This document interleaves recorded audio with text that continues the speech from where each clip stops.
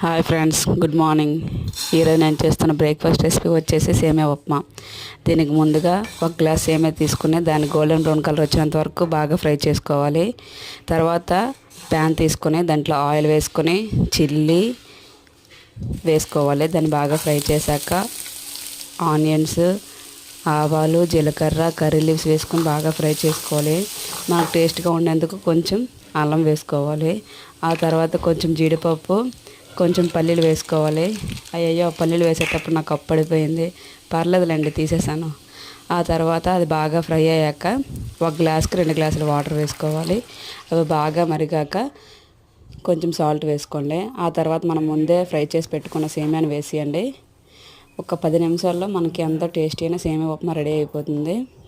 మనకి తిక్కుగా కావాలంటే తిక్కుగా, పలుచగా కావాలంటే పలుచగా చేసుకోవచ్చు సేమియా ఉప్మాని. మనకు నచ్చిన కన్సిస్టెన్సీ వద్ద స్టవ్ ఆపేయండి.